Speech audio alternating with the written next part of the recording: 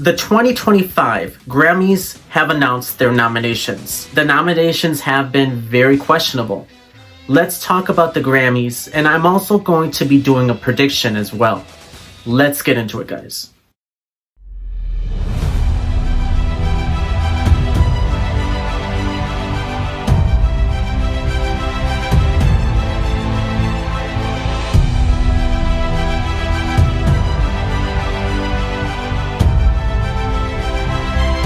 It's the Grammys, baby. Welcome, everybody. Welcome. Hey guys, today I'm going to be doing a prediction for the 2025 Grammys. Throughout the years, the Grammys have been very controversial with just the nominations and people winning the Grammys altogether. I'm not saying mainstream artists do not deserve any recognition or they should not get a Grammy award. Certain artists that do get a Grammy, where's the hard work paying off from it? People do not care about the Grammys anymore, and I don't blame them. Some of these artists do not even go to the Grammys because they know that they are not going to get that recognition that they deserve. Let's get into the first category, Record of the Year. Here are the nominations for Record of the Year. Now and Then by the Beatles, Texas Hold'em by Beyonce, Espresso by Sabrina Carpenter, 360 by Charli XCX, Birds of a Feather by Billie Eilish, Not Like Us by Kendrick Lamar, Good Luck Babe by Chappell Roan, Fortnite by Taylor Swift featuring Post Malone. I think it's actually going to go to Espresso by Sabrina Carpenter. I think the song really has a very catchy vibe to it. I just don't see Fortnite by Taylor Swift featuring Post Malone winning this one. The next category is Album of the Year. Album of the Year has been very controversial with the Grammys. This year was no exception. Eternal Sunshine by Ariana Grande was not nominated for Album of the Year. I'll get into about Ariana Grande in the Grammys in a little bit. Here are the nominations for Album of the Year. New Blue Sun by Andre 3000, Cowboy Carter by Beyonce, Short and Sweet by Sabrina Carpenter, Brat by Charli XCX, Jess, Volume 4 by Jacob Collier. I never heard of him, I'm not sure how he got into this category. Hit Me Hard and Soft by Billie Eilish, The Rise and Fall of a Midwest Princess by Chappell Roan, and The Tortured Poets Department by Taylor Swift. I really think it's going to be going to Brat by Charli XCX. I don't know why, but I can see this one being the winner for Album of the Year. Short and Sweet by Sabrina Carpenter. This is another one that could possibly win. Even though I do not think this album is Sabrina Carpenter's best work she's put out, the other songs do make a lot of impact on the album.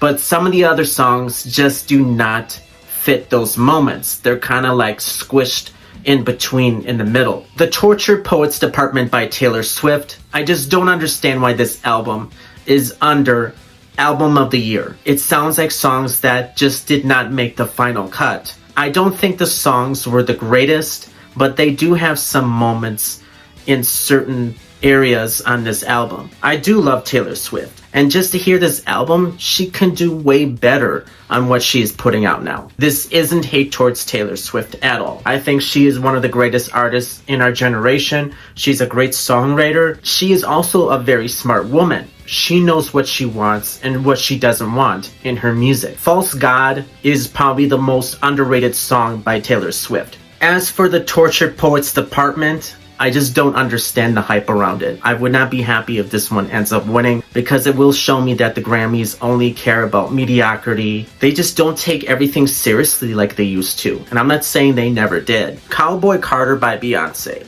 I'm not a Beyonce fan, but I just feel like this album was kind of forced to be in the category because of Jay-Z. But Beyonce had one of the best videos of all time. One of the best videos of all time. I tried listening to that album, at least a little bit here and there. I feel like she just dipped her toes into the country genre just because everybody else was doing it. Maybe some Beyonce fans do love it, I don't know. I'm not a huge Beyonce fan, but I do respect her as an artist. She has done a lot with the music industry. Do I see this album winning Album of the Year? I don't really see this happening. I think Beyonce is an icon. She is truly a legend without question. The Rise and Fall of a Midwest Princess by Chappell Roan. I only listened to a couple songs here and there. It's a possibility that Chappell Roan could win Album of the Year, but I just don't know if it's actually strong enough in my opinion. The next category is Song of the Year. Here are the nominations for Song of the Year. A Bar Song by Shabusi, Birds of a Feather by Billie Eilish, Die with a Smile by Lady Gaga and Bruno Mars, Fortnite by Taylor Swift featuring Post Malone, Good Luck Babe by Chappell Roan, Not Like Us by Kendrick Lamar, Please Please Please by Sabrina Carpenter, Texas Hold'em by Beyonce. With all these nominations under this category, Die with a Smile by Lady Gaga and Bruno Mars, I can definitely see this one winning. It's something that is very uncommon nowadays with mainstream artists. It speaks a lot from start to finish. Lady Gaga and Bruno Mars sound fantastic on it. I was not expecting to see a Lady Gaga and Bruno Mars collaboration. And I hope to see more of them. They sound really great together. And I can see this one winning Song of the Year without question. The next category is Best Pop Solo Performance. Here are the nominations for Best Pop Solo Performance. Bodyguard by Beyonce, Espresso by Sabrina Carpenter, Apple by Charlie XCX, Birds of a Feather by Billie Eilish, and Good Luck Babe by Chappell Roan. I have to go with Espresso by Sabrina Carpenter winning this nomination. I would not be surprised if this one wins. The next category is Best Pop Vocal Album. This one is another one that is very popular with the Grammys, just like with Album of the Year. Here are the nominations for Best Pop Vocal Album. Short and Sweet by Sabrina Carpenter, Hit Me Hard and Soft by Billie Eilish, Eternal Sunshine by Ariana Grande, The Rise and Fall of a Midwest Princess by Chappell Roan, The Tortured Poets Department by Taylor Swift. As an Ariana Grande fan myself, I would love to see Eternal Sunshine by Ariana Grande win Best Pop Vocal Album. Unfortunately, I just don't see the Grammys giving her this nomination. Short and Sweet by Sabrina Carpenter, I can see this one winning this nomination. Sabrina has been getting a lot of recognition between the different songs from the album, getting a lot of airplay, a lot of radio play. I can see Short and Sweet winning this nomination.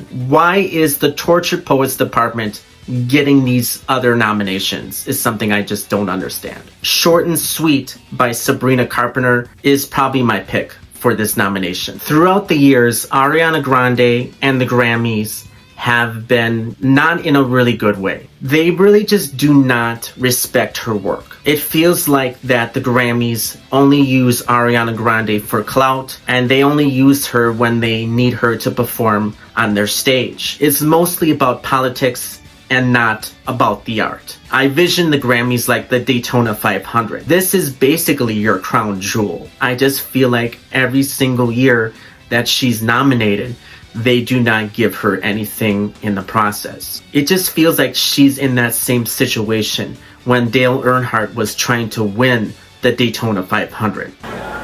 Just a quarter of a lap away from victory. Much you can do about it. Better luck next time. I know this is way different. It took him 20 years. Ariana Grande even unfollowed the Recording Academy on social media. And I just do not blame her for this. And she works very, very hard to be where she is. The Grammys used to be something that was very special. Like I said before, I vision them like the Daytona 500. This is the biggest thing in music history. Nowadays, I feel like the Grammys only focus on who is the most trending artist that is going on right now. As an Ariana Grande fan, I'm just tired of seeing the Recording Academy snubbing Ariana Grande. She could get a lot of respect, just like the other people under this category. The next genre I'm going to be talking about is R&B. R&B is one of my favorite genres than the other genres I listen to. I'm not going to be talking about best R&B song. I did not follow very closely on the nominations for this category. I do know some of the artists in here, like SZA, Coco Jones. I am getting to know more of Coco Jones as an artist. I think she has a very beautiful vocal range. I do like her style of music. It just doesn't feel like she gets enough recognition, especially from the Billboard Hot 100. The next category is Best R&B Album. Here are the nominations. 1111 by Chris Brown, Vanta Black by Layla Hathaway, Revenge by Mooney Long, Algorithm by Lucky Day, Coming Home by Usher. I just don't understand why 1111 by Chris Brown is nominated for Best R&B Album. It feels like it just drags and drags and drags. It just didn't give me anything to the point where I think this album was that moment. I do love Chris Brown. I think he's very talented. He has a very impressive vocal range. In this moment of this album, he struggles in some places, especially on Red Flags. It's an album that is pretty mid. It's not a great album. Just like with the Tortured Poets Department by Taylor Swift, I just don't understand the hype around it. Since I didn't really listen to these albums under these nominations, the Grammys are probably going to pick 1111 by Chris Brown. Just to see that Quantum Baby by Tinashe is not nominated under the Best R&B Album is something I really question about with the Grammys. Nasty by Tinashe not getting a nomination for Best R&B Song. I do believe that Tinashe was snubbed here. This song was trending on TikTok. Even Tinashe even had her own dance moves with it when she posted it on her TikTok. And people were starting to make their own TikToks with it. Seeing this song not getting any nominations from the Grammys is very disappointing. The other two singles off Quantum Baby, Getting No Sleep and No Broke Boys, they did not do very well. And they didn't get that much promotion. It was not pushed to any radio stations. It was not pushed to get any airplay on TikTok. And I think the only thing that really hurt Tinashe is that this album did not get enough promotion. The Grammys want to see promotion. They want to see a lot of exposure with the album. That is my prediction for the 2025 Grammys. I would love to hear your thoughts on it. Who are your other favorite artists that you would love to see win a Grammy Award? The Grammys throughout the years have been very political, and they just do not show anything that they are giving certain nominations to artists that do deserve it. If you guys want to see more videos, don't forget to hit subscribe, like, and comment. Take care, guys.